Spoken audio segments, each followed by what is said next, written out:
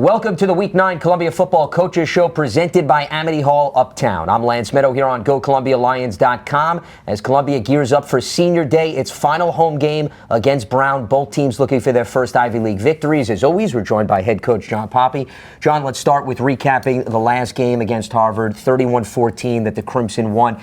It reminded me a lot, and I'm curious your perspective, of the Dartmouth game. Not to bring up bad memories, but you put together at the beginning of that Dartmouth game one of your best drives of the season. Unfortunately, that ended with an interception. Here, you have an 18-play drive. You get into the red zone, stalls, settle for a field goal. Fortunately, it was a miss. How much of a parallel did you find the start of the Harvard game versus what you saw on the field against Dartmouth? Yeah, I felt these last couple of weeks our offense has come out and moved the ball well to start games, and that finish component just seems to be missing, right? And then yes, at the end of the first half, there were some moments where you could use the word spiral, right? And not in a positive way for Columbia, and that's where we just have to be able to settle in, focus on what our job is asking us to do, the play call is asking us to do, and execute to the standard that which we are trying to achieve. When games like this sometimes get out of hand, especially by halftime, how do you walk that fine line of you want to field the competitive unit in the second half, but at the same time, John, you also need to think about the future, the young guys on this roster, and balance developing so that you can build your core moving forward? How do you balance those two factors here? Well, I think the biggest thing for us, because of the inconsistencies this season, right, and every phase, just get out there and let's run our offense, let's run our defense, and let's have some positive momentum going into these last two games. And let's see how the cards fall in that second half. Maybe we make a play here and all of a sudden they fumble a football and now we got positive field zone and the game can flip quickly. Sure. That didn't happen, but I felt our offense and defense performed much crisper, much cleaner in terms of executing their jobs. And that's where, really excited about hopefully these final 2 weeks of putting our best product on the field from an execution standpoint and just putting ourselves in a position to win in the fourth quarter, which we have not done in recent weeks. A potential turning point in that Harvard game was when you were forced to punt and the ball deflects off a Harvard player. You get it back. It's still a 7-0 game. This game is very much within striking distance. Unfortunately, an interception in the red zone. How much is that, John, maybe a microcosm of what your team has gone through this season, where when things seem to be going along positively, unfortunately, some of these self-inflicted wounds, a player trying to go above the X's and O's, that tends to maybe come back and bite you? Yeah, definitely been the story of the season. And that's where, again, rely on just you doing your job and everyone else around you is going to do theirs. And really talking about that 1/11th mentality and one play at a time mentality. And that's where this league is as competitive as ever in terms of the personnel and in terms of the coaching. And if your guys are not doing the things they're supposed to be doing, a game can turn out like this, like we've seen. And I'd love to say that we would have used that as a forward momentum, and we got 2 first downs in that drive, and then first 10 to 14 that happens, and then we get the ball back, and we throw another interception, and we get Harvard's offense in a 4th and 3 situation, and we know what happened. We tipped the ball, and I guess he was inbounds, and that's where it just, everything to your point has been a microcosm of we're positive and all of a sudden something really, the ground from underneath us falls out. Well, I'm glad you just referenced that red zone play. Not that it worked out well for you, but Harvard was 4 for 4 in the red zone in terms of finishing with touchdowns in the first half, and that's why obviously they jumped out to that 28-0 lead. What do you see when you evaluate the red zone defense, John? And granted, one of them, the unit was put in a tough position because of Chase's interception, but what do you take away that perhaps can be tweaked so that if you're in that position moving forward, maybe you force field goals instead of giving up the touchdowns? Yeah, I feel like we've done a good job of putting guys in the right positions. It's just same as offense, right? Like that 4th and 3 play, we have a free edge rusher, right? Pressuring Jaden Craig and misses the tackle.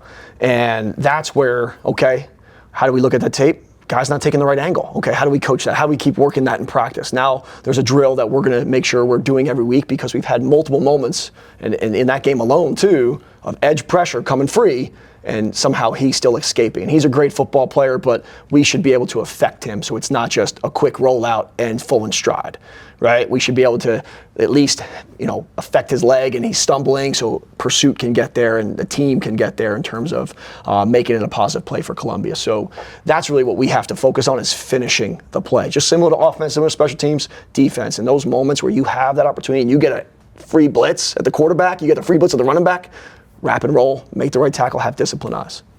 Not to jump too far ahead, because obviously we're going to break down Brown a little bit, but James Murphy clearly has thrown a lot of interceptions. The reason I'm bringing it up is when you and I were previewing Harvard last week, you had brought up Jaden Craig's been excellent, but he's also taken a lot of chances this season. So how much do you think maybe there were several missed opportunities in not maybe capitalizing on some of those risks that he chose to take over the course of that contest? Yeah, I think the biggest thing, the risk he takes where we could have affected him is the ball security and making those plays where we had sack opportunities.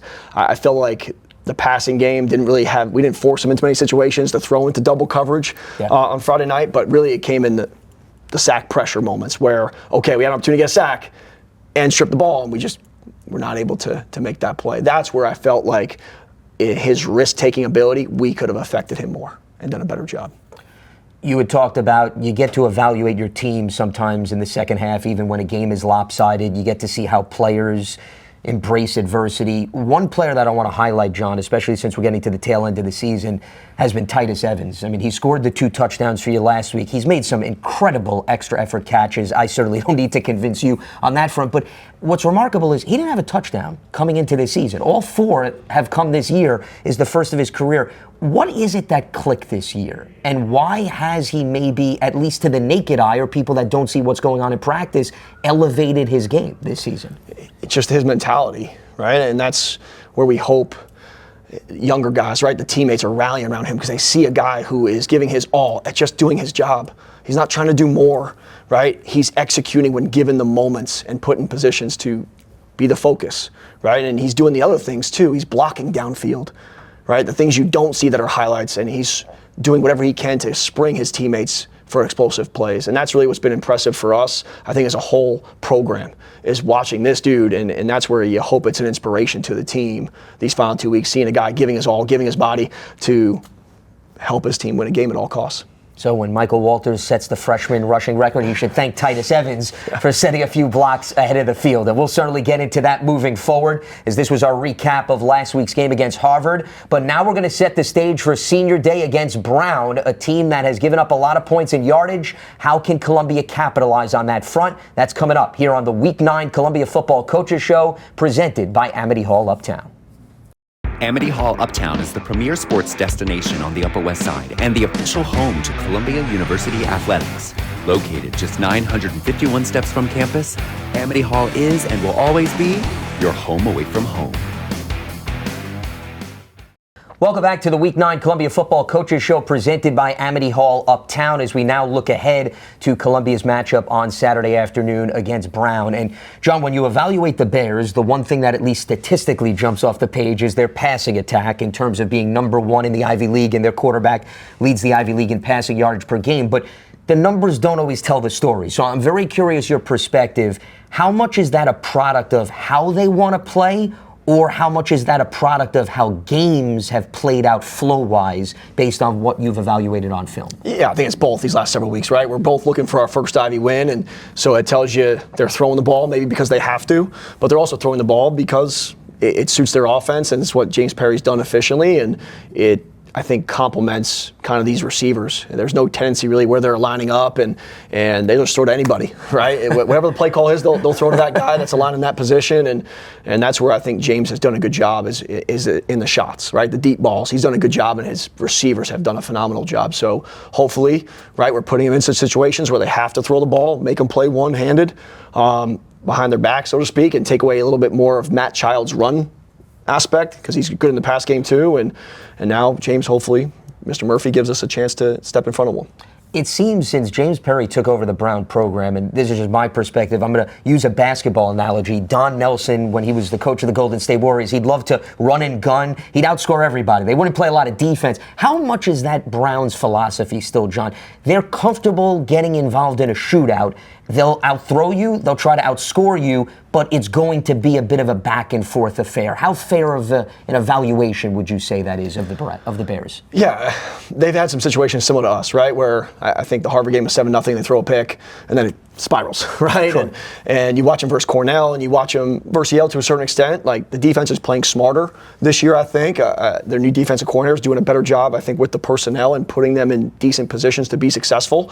And now, just can we take advantage of certain things offense, defense, and special teams to make this, at least in their minds, a track meet, right? Having to score points to catch up with time, and can we, again, take away their run game? Because I think that's what James Perry really wants to do. He wants to set up the run so the play action works, so the naked bootleg stuff starts to show up and make it a little easier for these true open window throws for James. Now, you referenced Matt Childs, who was last year's Ivy League Rookie of the Year, and you talked about he plays a role on the ground as well as through the air. How much of him being utilized as a receiver, John, is an extension of their run game? The reason I pose that question is, statistically, they're dead last in rushing yards per game. That's a product, of course, of all the passing they do, but how much do you have to maybe take care of Childs as a receiver to limit the damage of what they can present on the ground? Yeah, we definitely got to be aware of the running back in general, but Matt, they'll motion him into empty. They'll throw him they'll throw a slant to him. They'll throw a vertical double move to him.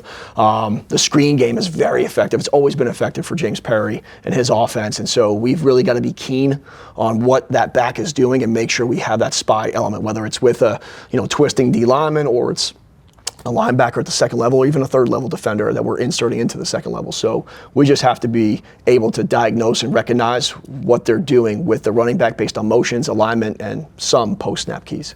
Now, as a result of their high-octane passing game, they have surrendered 24 sacks because of all the dropbacks.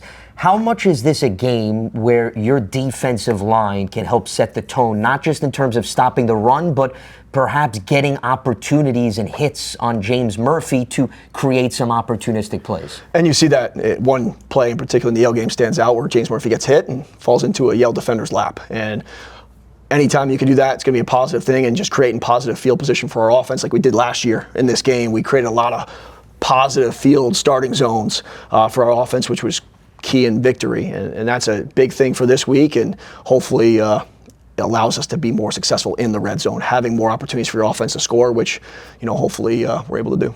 Well, I think, John, what you're laying out, and maybe this is generalizing and cliche, but this could be a game where complementary football can show up and balance out, because in some games this season, you've shown some flashes on defense. The offense hasn't been there, or vice versa. How much does the matchup with Brown maybe present your best opportunity for a balanced attack? Yeah, we have to be balanced to be successful. We have to run the ball, 25 times where it's legit carries for our running backs at least, and hopefully Chase's passing attempts are around, 25, right? And then there's some other little things in there. Hopefully we're able to mix in based on game plan, and that's really going to be the key to success. But establishing the ground game, right, stopping their ground game, the line of scrimmage play is going to be crucial for this week's contest.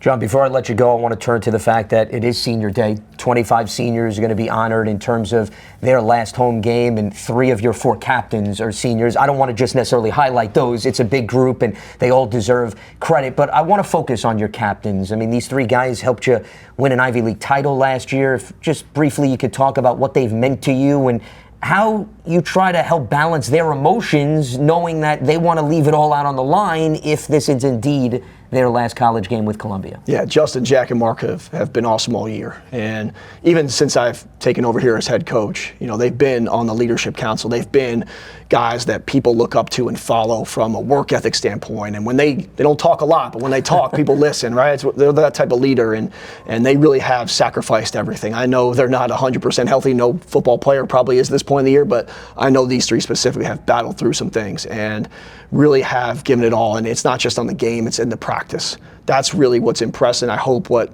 they leave their legacy as is that this has been a tough year for a lot of different reasons, a lot of different ways, but these guys have never wavered from trying to improve themselves as individuals and help their teammates get better. And that's something that they can be proud of that they're leaving behind with Columbia football. I mentioned Michael Walters is approaching the freshman running back record. Justin Townsend's knocking on the door of the all-time sack mark. I'm curious, John, how much do you bring that up with your players as fuel or motivation, and how much is Justin aware and thinking about that with 2 games to go? 2.5, 3 sacks is certainly within his reach. Let's be honest with you, I didn't know that until today when you told me. So for us, again, it's similar to my messaging, and that way it doesn't come off as phony, right? It's genuine. It's a one-play mentality. We're coming in here to work and improve ourselves, and whatever accolades, whatever results happen, it's because of the process and investment in that, singular moment, right, of improvement. John, always a pleasure. Lance, Best of luck. Thank you. You got it. Absolutely. Appreciate the insight as always. And it's going to be a kickoff at noon Eastern on Saturday between Columbia and Brown at Lawrence A. Wien Stadium. Looking forward to calling the game along with Sean Fitzgerald and C.J. Brown. You can see it on ESPN+. As this has been the Week 9 Columbia Football Coaches Show presented by Amity Hall Uptown.